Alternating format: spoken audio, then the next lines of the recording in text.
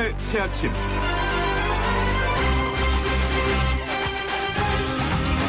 두 딸을 아내 없이 혼자 키워냈던 성실한 아파트 경비원 A씨가 주차 문제로 시비가 붙었던 입주민 B씨의 폭행과 폭언을 견디다 못해 유서를 남기고 극단적 선택을 한 사건이 있었습니다.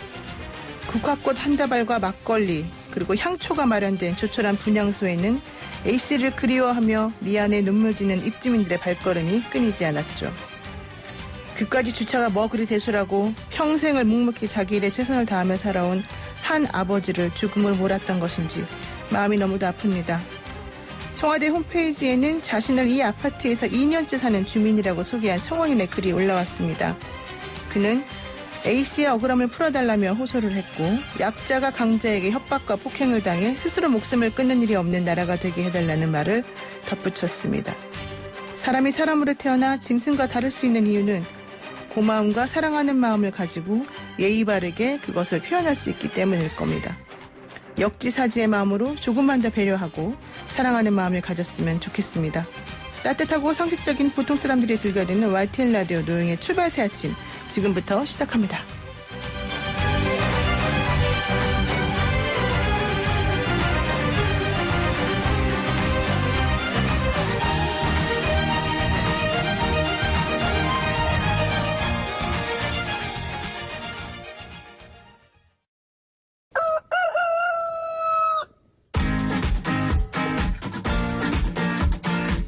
어디서든 꼭 끼어들 수 있는 오늘의 뉴스 꼭 끼요. 꼭 끼요. 매일 어디서든 꼭 끼어들 수 있는 오늘의 뉴스를 골라서 정리해주는 시간 오창석 꼭 끼어 평론가와 함께하겠습니다. 안녕하세요. 네, 안녕하세요. 오창석입니다. 네, 정부가 고용안전망 강화를 향한 첫발을 내디뎠습니다. 네, 저희가 어제도 아침에 이 소식을 전해드렸는데요. 대통령이 취임 3주년 특별연설에서 이 이야기를 언급하고 국회가 어제 환경노동위원회를 열어서 국민 취업제도를 도입하겠다. 이 첫걸음을 뗐습니다. 네, 국민 취업 지원제도 이걸 한국형 실업부조의 도입이다 이런 식으로 얘기하고 있던데요. 네, 맞습니다. 이게 지금 어떻게 되겠다는 겁니까? 일단 구직자 취업 촉진을 위해서 기존에 일을 하고 있던 근로자가 만약에 실직을 하게 되었을 경우에 일정 정도의 국가 보조금을 지급하는 형태라고 볼 수가 있는데요. 네. 먼저 중위소득 50% 이하의 64살 이하 저소득 구직자에게 월 50만 원씩 최대 300만 원까지 구직 촉진 수당을 지급하는 내용이고요. 18살에서 34살 청년은 중위소득 120% 이하면 이 수당을 받을 수 있도록 지급 기준을 완화시켰다고 합니다. 다만 올해 7월부터 정부는 시행을 목표로 했었는데 여야 합의가 조금 늦어지면서 내년 1월로 시행은 늦춰졌습니다. 이 국민 취업 지원제도라고 하는 거는 지난해 6월에 네. 발표가 됐고 문재인 대통령의 공약이자 주요 국정 과제 아니었습니까? 예, 맞습니다. 그런데 지금까지 사실 제대로 좀 안 되고 있던 측면이 있군요. 네, 맞습니다. 이제 국회가 조금 뒤지부진했었죠. 뒤지부진. 네, 네. 그렇군요. 자, 그런데 예술인들에 대해서도 고용보험을 적용하도록 하겠다. 이런 얘기가 어제 나왔습니다. 예, 맞습니다. 이 사실 고용보험 가입자 대상이 안 되는 사람들이 이제 비정규직이라든지 특수고용노동직 그리고 이제 예술인 등이 있었는데요. 일단 예술인들 2018년 기준으로 5만 3천여 명이 여기에 이제 해당이 되게 되었습니다. 다만 핵심적인 내용은 한국노동연구원 기준으로 166만 명에 해당하는 이제 특수고용 노동자에 대한 일자리 안전망 강화였는데요. 네. 이번에는 예술인은 포함됐지만 이 특수고용 노동자는 빠져버렸습니다. 역시나 이 부분에 대해서는 앞으로 계속해서 논의할 과제가 남았습니다.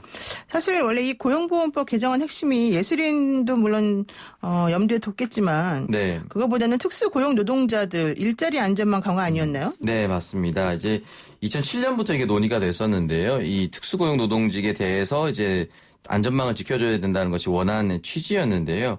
이 부분에 대해서 사실 특수고용노동직을 어떠한 한 직군으로 특정할 수 없다는 점, 그리고 대표적인 특수고용노동직이 이제 보험업계가 이제 네. 반발을 하면서 이제 보류가 된 상태라고 하는데요. 이 보험업계 같은 경우는 이제 보험 설계사들, 이제 개인 사업자이기도 하면서 어떤 회사에 속해 있기도 한 이런 애매한 위치에 있다라고 할 수가 있는데요.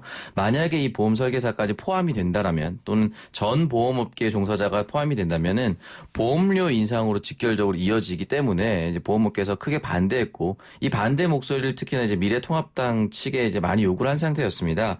역시나 이제 미래통합당 의원들의 일단 반발 그리고 설득으로 인해서 지금 이제 빠지게 됐는데요. 21대 국회에서는 이게 새로운 화두로 떠오르게 됐습니다. 그러니까 한국노동연구원에서 발표한 2019년 기준 네. 그 인원수를 보게 되면은 이 특수고용 노동자가 최소 166만 명 정도다. 네, 맞습니다. 그런데 왜 야당에서는 예술인은 포함시켜도 이 특수고용 노동자들에 대해서는 반대하는 겁니까? 일단 결국은 이제 보험업계의 입김이 너무 크다라는 것인데요.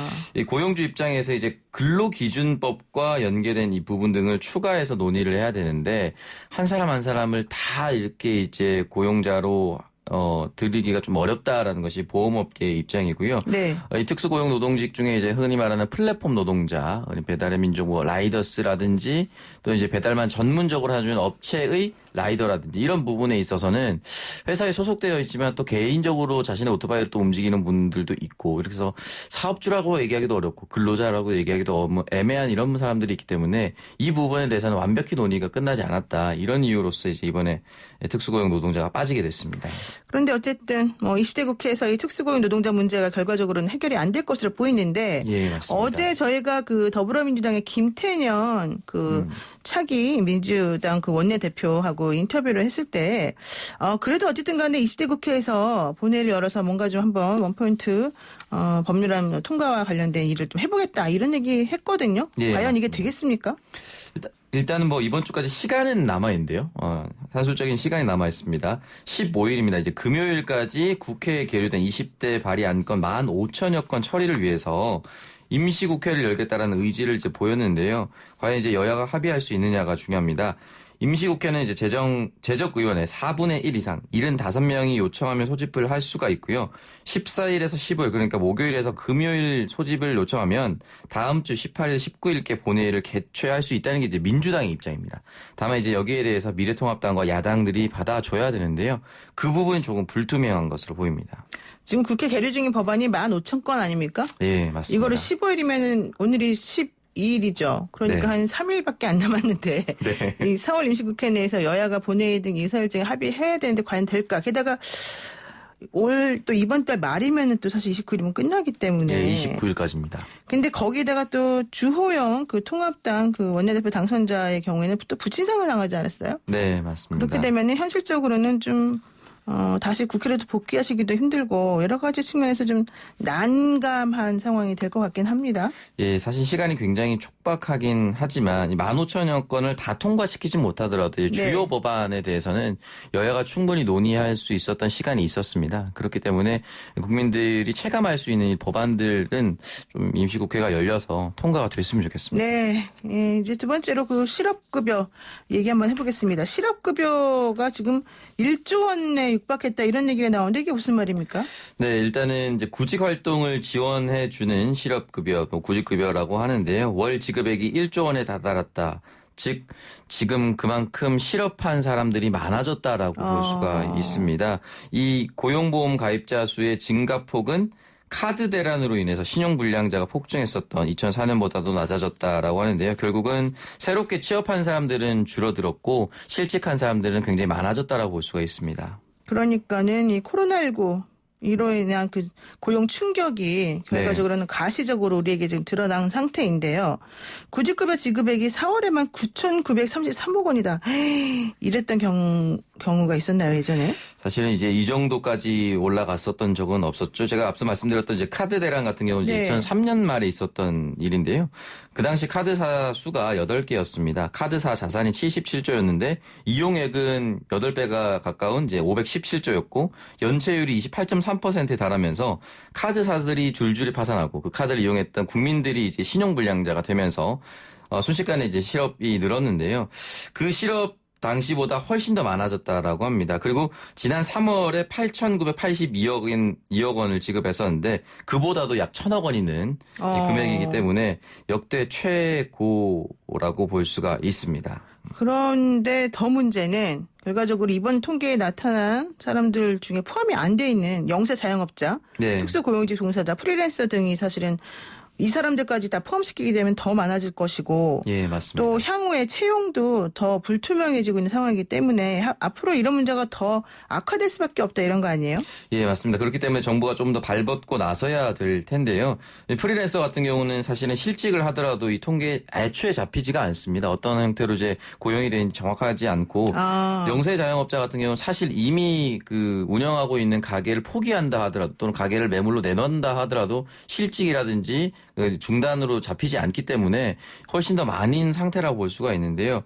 일단은 이제 고용보험 가입자 수의 증가폭으로 이제 고용을 확인하곤 하는데요. 지난해 같은 달보다 이제 1.2% 증가하는 데 그침으로써 지금 역대 최저라고 볼 수가 있습니다. 네. 이러한 증가폭의 둔화세는 고용보험 자격 취득자 수가 크게 줄어든 데서 비롯됐다라고 이야기를 하고 있습니다. 업종별로 봤을 때 제조업체 쪽에서도 이 고용보험 가입자 감소세가 8개월째 이어지고 있다는데 결과적으로는 직격탄을 맞았다 이렇게 볼 수밖에 없네요. 예, 맞습니다. 이제 자동차, 전자통신, 금속가공 등의 이제 제조업에서 아주 큰 폭으로 이제 마이너스가 지속이 되는데요. 이 부분을 좀 이제 타개하기 위해서는 이제 문재인 대통령이 얘기했었던 국가 기간 산업에 대해서 이제 투자를 많이 하겠다, 새로운 뉴딜 정책을 시행하겠다라는 강제 경기 부양책이 좀 필요할 것으로 보이고요. 네. 식료품업도 역시 마이너스, 서비스업 고용보험 가입자도 역시 조금 약해지는 추세라고 합니다. 네. 그리고 이제 요즘 계속 이슈가 되고 있는 이태원 클럽, 네. 클럽발 코로나19 확진 관련된 얘기를 좀 한번 해보겠습니다. 이동통신 3사에서는 지금 이태원 클럽 방문자들을 좀 확인하기 위해서 기지국 접속자 명단을 오늘 내겠다 이런 얘기를 했네요.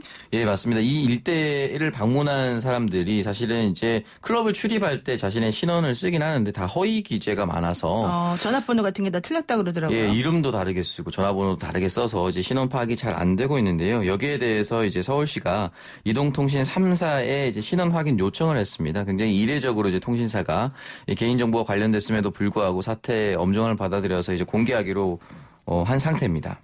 지금 사실 이제 여러분들 생각하기에 이 통신사에서 이렇게 내 개인정보를 함부로 줘도 되느냐 이렇게 생각하실 수도 있는데 원래 개인정보보호법에는 개인의 동의를 받은 경우에는 이렇게 개인에 관련된 정보를 제공할 수도 있고 제3자에게 또 하나는 다른 법령에 그와 관련돼서 근거법이 있으면은 또 제공이 가능하거든요. 네. 이게 이제 감염병 예방법에서 사실은 이런 식의 제3자에 대한 개인정보를 취득할 수 있는 그런 것들이 들어있기 때문에 가능한 걸로 보이는데 결과적으로 이렇게 되면은 확인이 됩니까? 이게 네. 더 중요한 거 아닐까요? 일단은 이제 통신 3사에 의하면은 이 클럽 주변에 통신 기지국이 17개가 있다고 합니다.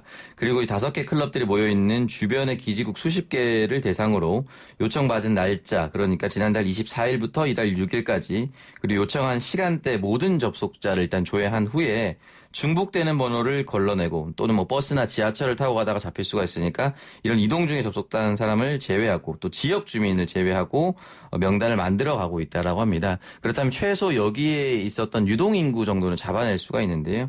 이 유동인구를 전수조사를 해서 또 이 감염에 대한 진단을 좀 받도록 유도할 예정이라고 합니다. 네, 박원순 서울시장 정말 열일하시는 것 같아요. 네, 방역에 최선을 다하는 모습입니다. 네, 오늘 여기까지 듣겠습니다. 고맙습니다. 네, 감사합니다. 네, 지금까지 꽃기호 오창석 시사평론가였습니다.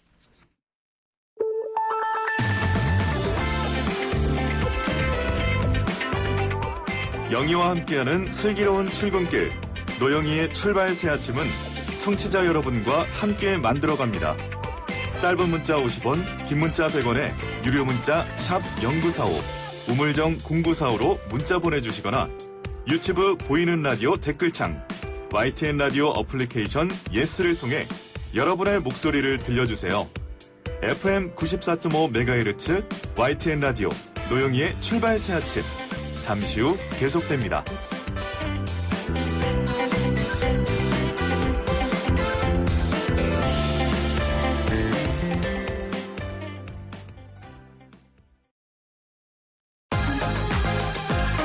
아침을 시작하는 슬기로운 방법. 오늘 내게 이로운 뉴스. 노영희의 출발 새 아침 슬기로운 인터뷰. 문재인 대통령이 취임 3주년 특별연설에서 전 국민 고용보험 시대에 기초를 놓겠다 이렇게 밝혔습니다. 대통령이 공식 석상에서 말한 건 처음이 아닌가 생각이 되는데요. 전 국민 고용보험 확대에 대해서 신세돈 숙명여대 경제학부 명예교수님과 이야기 나눠보겠습니다. 스튜디오 나와 계시는데 안녕하세요. 네, 좋은 아침입니다. 네, 항상 웃음이 이렇게 얼굴에 만개하셔서 저는 뵙기만 해도 참 좋은데, 자, 조금 어렵기도 하고 좀 힘든 얘기 한번 해보겠습니다. 문재인 대통령이 고용보험 적용의 획기적 확대 그리고 국민 취업 지원제도 이것의 그 두 가지의 시행에 대해서 얘기를 했습니다. 자, 먼저 국민 취업 지원제도라는 게 정확히 뭘까요? 그 국민 취업 지원 제도를 과거에는 작년에는 이제 한국형 부조다 이렇게 이야기를 실업부조. 했었는데 요게 조건이 뭐냐면 첫째 직장을 찾아다녀야 됩니다. 일자리를 찾아 굳이 구직자여야 되고 네. 그다음에 저소득자여야 됩니다. 저소득자라는 말은 중위소득의 한 절반 정도, 50% 정도 되는 소득 이하의 사람이어야 됩니다. 그다음에 네. 재산이 적어야 됩니다. 아, 재산 6억, 자체가? 6억 정도 이하의 재산이 이런 분들에게 50만 원 곱하기 6개월 6개월. 드리는 제도입니다. 그러니까는 이제 취업 지원 서비스를 하고 그다음에 구직 촉진 수당을 주는데 이게 6개월 정도밖에 안 주고 네. 그것도 월 50만 원밖에 안 주기 때문에 네. 좀 이 부분을 좀 고쳐야 되는 게 아니냐라는 얘기가 나오는 거죠. 이제 생각이 이제 다른데, 물론 많이 주고 오래 주면 좋겠지만, 그렇게 되면 재정 부담이 많이 커지잖아요. 그렇죠. 그래서, 저도 이제 이 문제로 최근 그 문재인 대통령께서 전 국민 보험 실업보험 제도를 네, 이걸 고용보험 어떻게 제도. 해야 되냐, 고용보험인데, 만약에 많이 주면 범위를 확대할 수가 없어요. 재정 부담이 있기 때문에. 그래서 전 국민으로 주는 쪽으로 가려고 하면 네네. 당연히 금액이 어찌해야 될까요? 내려가야 그렇습니다. 되는군요. 그리고 또 오래 주려고 하더라도 금액이 가야 되겠죠. 네. 그래서 저는 그 전 국민 고용보험 제도를 순차적으로 진행하는 것은 장기적으로 방향이 맞는데 네. 처음서부터 막 큰 금액을 오래 줄 수는 없으니 작은 금액으로 좀 단기간으로 해서 점점 형편에 따라서 늘려가는 정도로 전 순차적으로 확대하는 것은 채택할 수 있다고 봐서 아까 50만 원이 작지 않냐고 네네. 말씀하셨는데 형편상 이 고용보험이라는 게 그거 받아가지고 뭐 호의호식 하라는 게 아니고 그렇군요. 다음 직장을 얻기 위해서 최소한의 지원을 하는 거니까 네. 저는 50만 원도 뭐 그렇게 썩 많은 금액은 아니지만 굉장히 기묘한 돈이다고 생각해서 50만 원도 적당하다 저는 그런 생각이 그렇게 보시는군요. 네.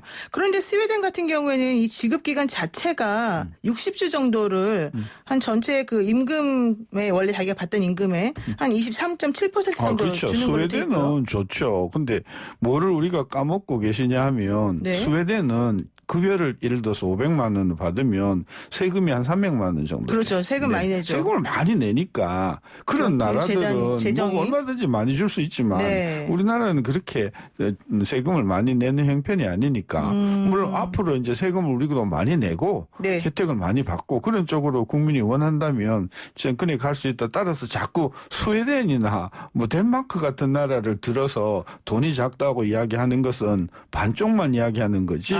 세금을 많이 내고 하라 그러면 우리도 얼마든지 그렇게 할 수 있습니다. 그렇군요. 근데 사실 뭐 영국이나 프랑스, 독일 이런 선진국에서는 무기한으로 돈을 주더라고요. 무기한으로. 예. 게다가 또 임금 대체율도 38% 정도 되는 최대. 그 이렇게 되기 때문에. 나라는 또 자꾸 이제 미국, 영국 그런데 그 나라는 지난 200년 동안 그동안 벌어놓은 돈이 많아요.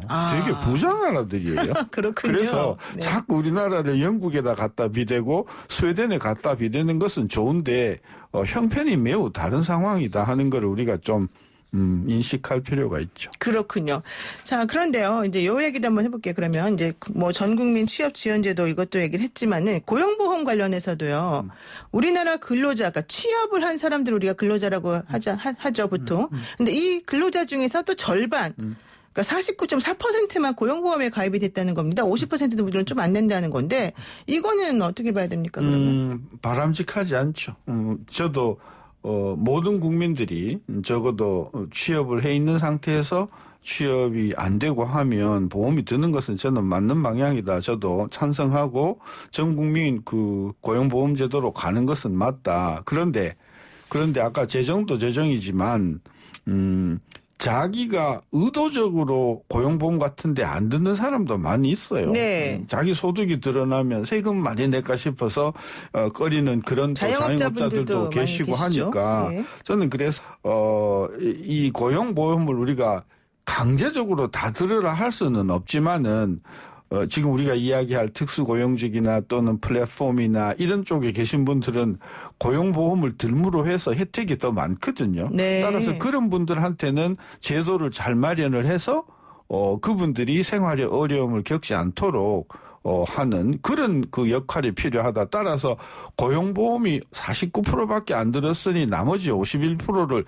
다 들어야 한다. 이렇게 접근할 것이 아니고 네. 지금 고용보험이 없음으로 해서 생활이 어려운 특히 방송의 작가직들이 굉장히 어려운 네, 분들이 많지 않습니까? 이번에 코로나 때문에 막 일거리가 없어가지고 지금 뭐 몇 주째 그런 분들이 많지 않습니까? 네, 우리 작가진들이 바깥에서 막 좋아서 웃고 있습니다. 그러니까 그런 분들을 위해서 네. 정부가 제도를 좀 마련을 서둘러 해서 이분들이 이런 일이 벌어지더라도 생활 걱정이 없도록 해주는 것은 국가가 해야 할 일이다. 그런 차원에서 고용보험을 몇 프로 가입을 했냐가 중요한 게 아니고 지금 당장 누가 어려운가 이런 차원에서 저는 접근하는 것이 옳다고 봐요.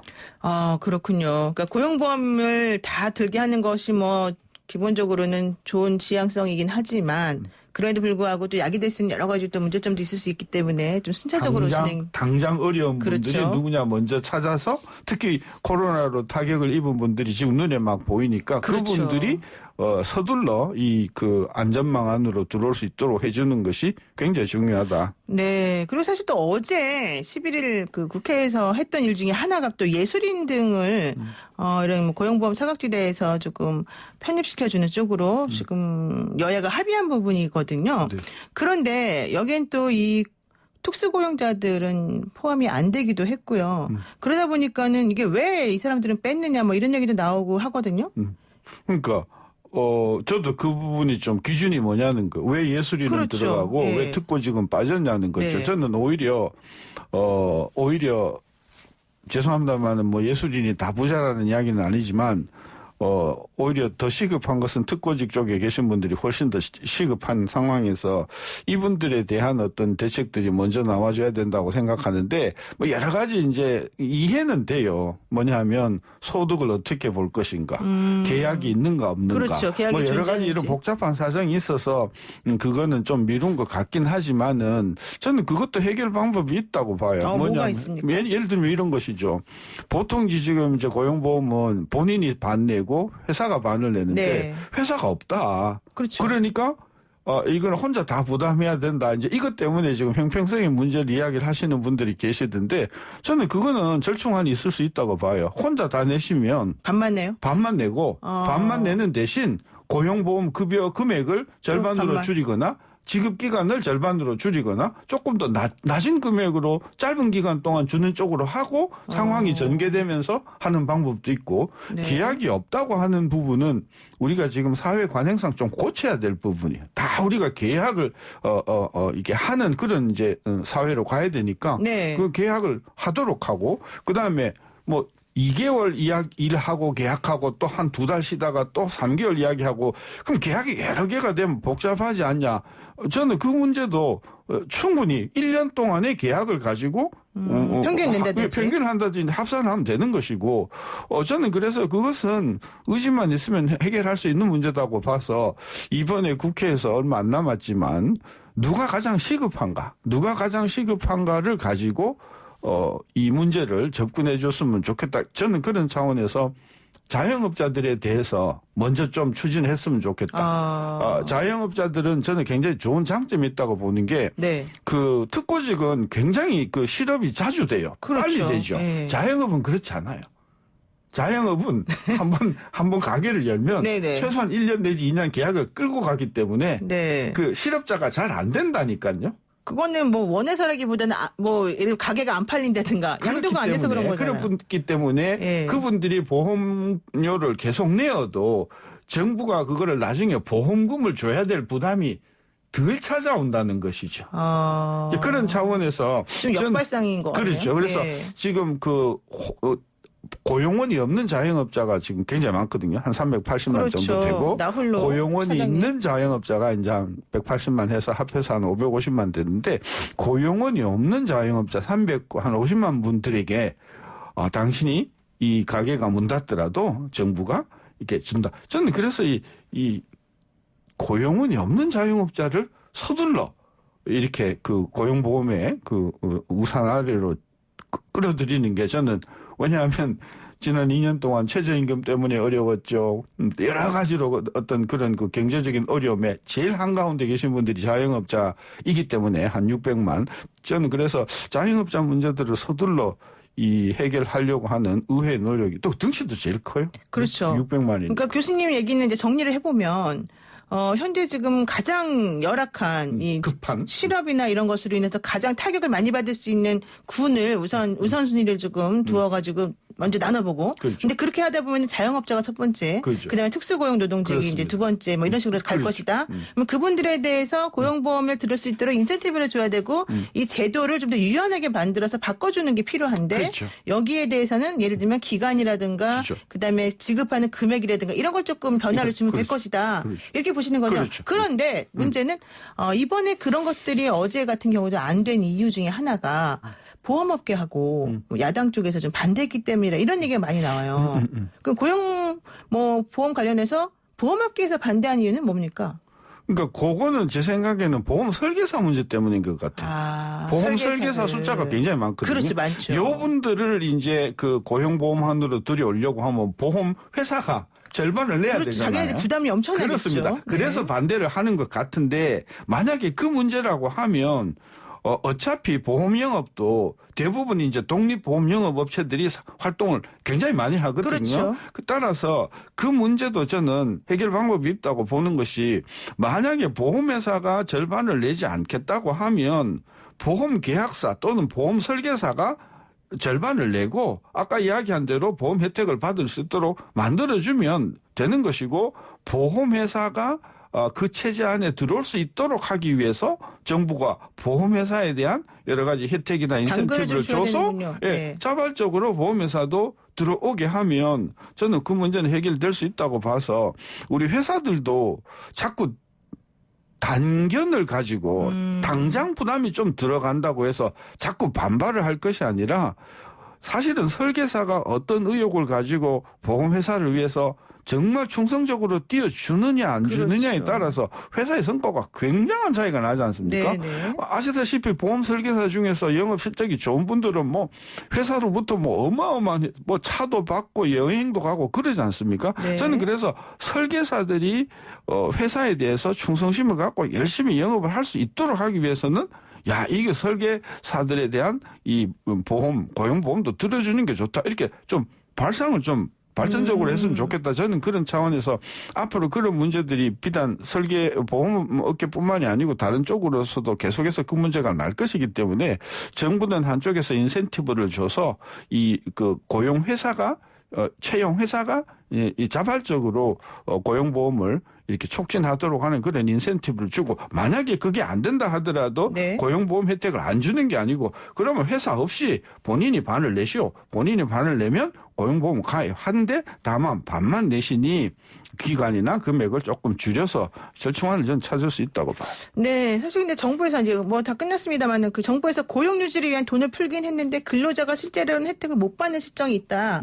이런 얘기 나와서 사실 그거는 그 이제 그 고용 지원금이나 실업급여나 그거 규정을 보면요. 네. 웬만한 변호사들도 너무 한 어려워요. 일주일을 네, 맞습니다. 읽고 봐도 그리고 공무원들도 그 규정을 제대로 습득을 못하기 때문에 A 공무원은 된다 하는데 B 공무원은 안 된다 그런 경우 저는 이 우리나라의 그런 어떤 제도를 조금 심플화, 단순화해서 정말 초등학교만 나와도 이해할 수 있는 그런 어떤 그 규정의 어떤 단순화가 필요하다고 봐요. 알겠습니다. 오늘 말씀 여기까지 듣겠습니다. 고맙습니다. 네, 지금까지 신세돈 숙명여대 경제학부 명예교수 함께했습니다. 네, 노영의 출발 새 아침 잠시 후 2부로 돌아가겠습니다. 진짜 정치에 대해 다 알려준다. 박스트라다무스의 진정. 네, 수없이 쏟아지는 소식들 속에서 더 깊이 있고 아주 통찰력 있는 분석을 하시는 이미 모든 것을 알고 계신 바로 그분 박스트라다무스 민생당 박지원 의원 연결돼 있습니다. 의원님 안녕하세요. 네, 안녕하세요. 박지원입니다. 이제 의원님을 진정박으로 제가 진짜 정치를 알려주시는 분으로 해야 될 것 같습니다.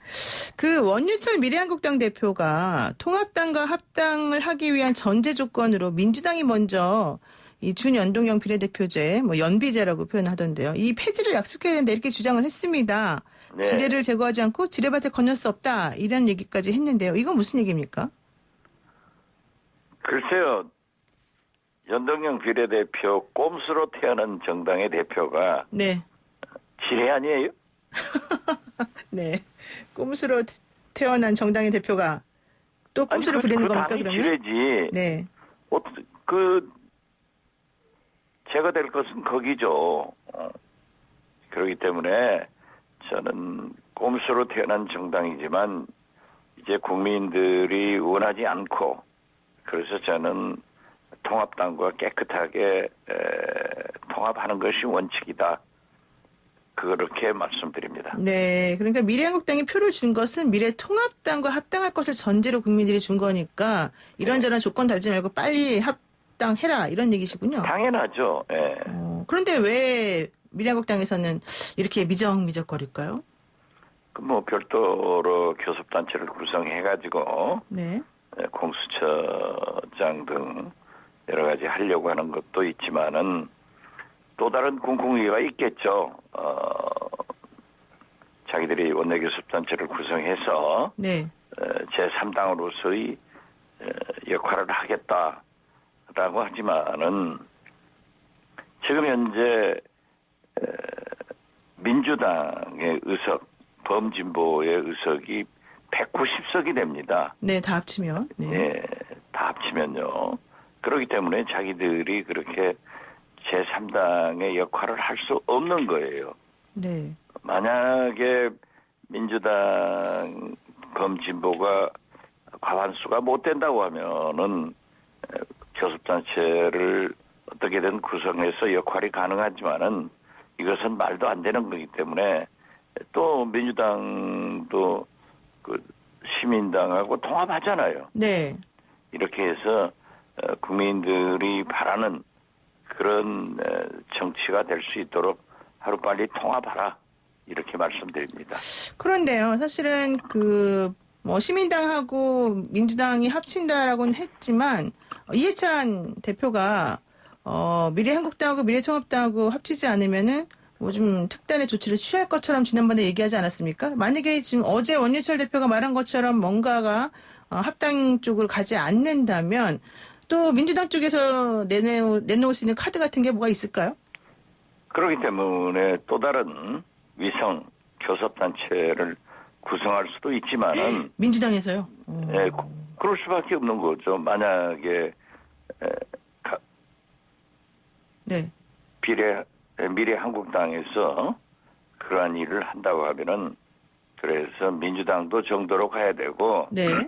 통합당도 정도로 가야 된다. 그런 말씀을 드립니다. 그러니까 우리 박스트라다무스께서는 미래한국당의 행동 여하에 따라서 민주당이 또 뭐 위성 교섭단체를 만들 가능성도 조금은 열어놓을 수 있다 이렇게 보시는군요.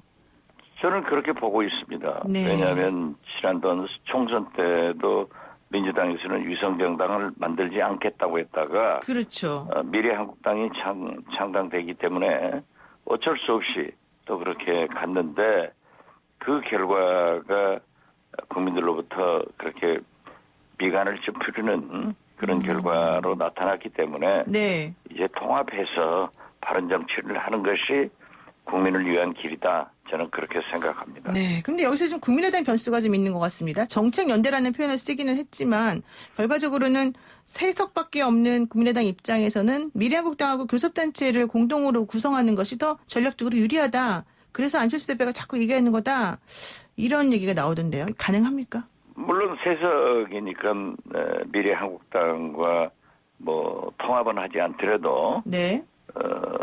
전략적으로 제휴해서 원내교섭단체를 구성하면은 자기들의 목소리를 더 강하게 낼 수 있다 하지만은 이것도 옳지 않은 일이에요. 그렇기 때문에 왜냐하면 거듭 말씀드리지만 민주당의 의석이 과반이 못 된다든지 이러면은 역할이 가능하겠지만은 네네. 지금 현재 뭐 개헌 빼고는 민주당이 다 할 수 있지 않습니까? 네.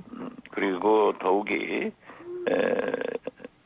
또 김태년 대표도 언론 인터뷰를 통해서 상당히 강경한 3교섭단체로 인정하지 않겠다. 네. 이런 말씀을 했던데 저는 뭐 하지 않는 것이 국민의당도 옳은 일이다. 그렇게 하려면은 전부 통합당, 미래통합당으로 다 합치는 게 원칙이죠. 네. 그러니까 꼬물속 교섭단체가 발생할 경우에 또 민주당이 어떤 식의 태도를 취할지 또 뭐 상임위원장 자리라든가 이런 여러 가지 것들을 어떻게 할지에 대해서는 미지수이기 때문에 상호 간의 정도를 지키는 게 맞겠다. 이렇게 봐야 되겠군요. 그렇습니다. 네. 자, 그리고요. 더불어시민당 윤미향 당선인 얘기를 한번 해보겠습니다. 지금 정의기억연대 활동을 30년 동안 했었었는데 이걸 둘러싼 논란이 계속되고 있습니다. 이건 어떻게 보십니까? 글쎄요. 그분도 위안부 문제를 위해서 참 많은 활동을 했고 한데 그 할머니가 그렇게 주장한 것이 있기 때문에 네. 저는 모든 것을 확실하게 밝히는 게 좋다. 그래서 이해찬 민주당 대표도 사실대로 밝히라고 요구를 했기 때문에 지금 오늘 아침 모든 신문들도 상당한 의혹을 제기하고 있지 않습니까? 네. 그래서 보다 구체적인 사항을 전부 공개하는 것이 옳은 일이다. 저는 그렇게 생각합니다. 뭐 원론적으로 당연히 그렇게 하는 게 맞긴 맞겠지만 왜 그런 걸 잘 못할까요? 어제 뭐 우리가 NGO 단체가 무슨 기부금 사용 내역을 상세히 공개하는 게 맞느냐 뭐 이런 얘기까지 하던데.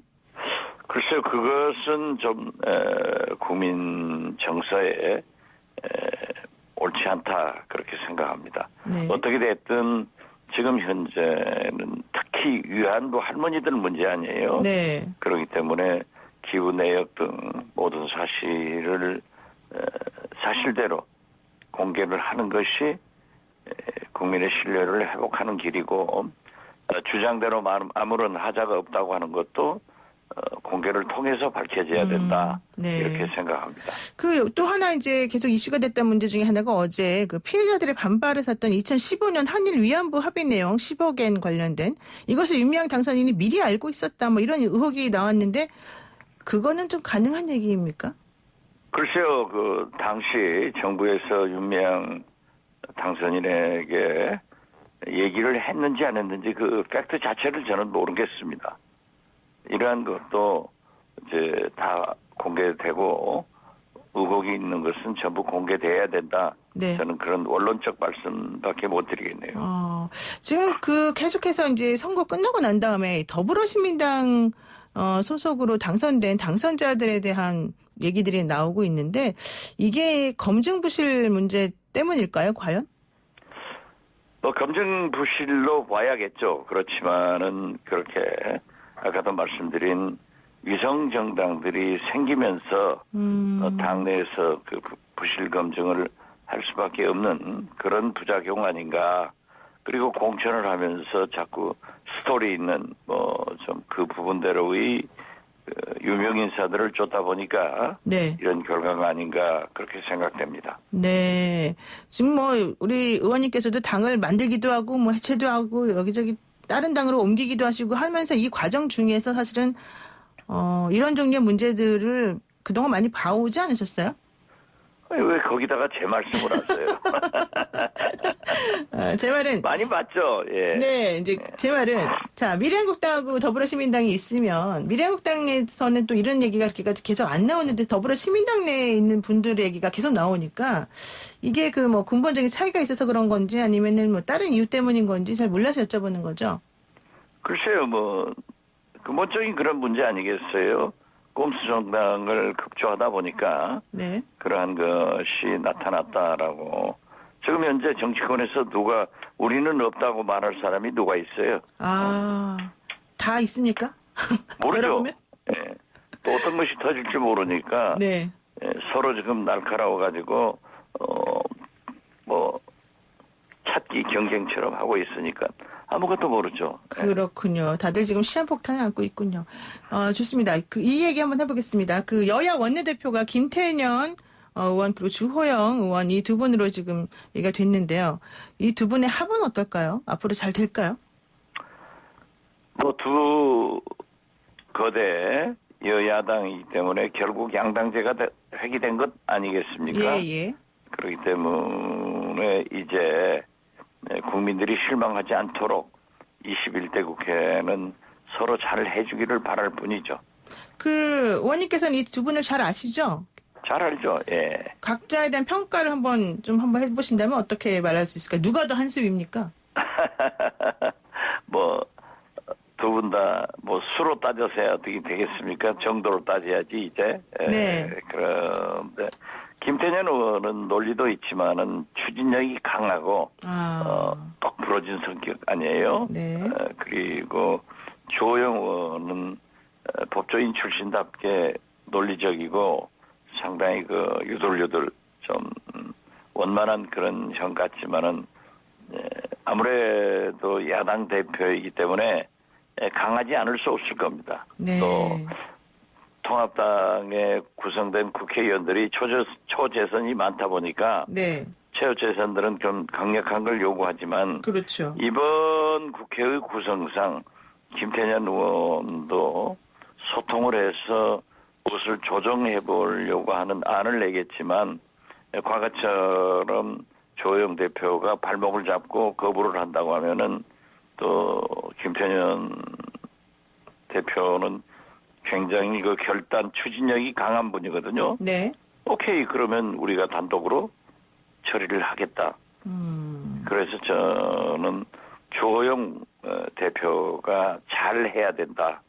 그런 말씀을 드립니다. 그러니까 어차피 민주당 범진보가 150석 정도 되니까 야당에서 아무리 뭐 하더라도 사실은 좀 주호영 대표 입장에서 힘들 수밖에 없다. 그렇죠. 예, 왜냐하면 이 법안이나 모든 것을 통과시킬 힘을 가지고 있잖아요. 네. 우선 원 구성만 하더라도 제가 볼 때는 법사위원장이나 예결위원장 가지고 조금 보도가 되던데 네. 어떤 경우에도 김태년 원내대표가 양보하지 않고 네. 법사위원장이나 예결위원장은 민주당 몫으로 가져갈 거다. 네. 저는 그렇게 봅니다. 네. 마지막으로 이거 짧게 여쭐게요. 민경욱 의원이 자꾸 뭐 사전투표 뭐 부정선거 이런 얘기 합니다. 이 신빙성이 있는 얘기입니까?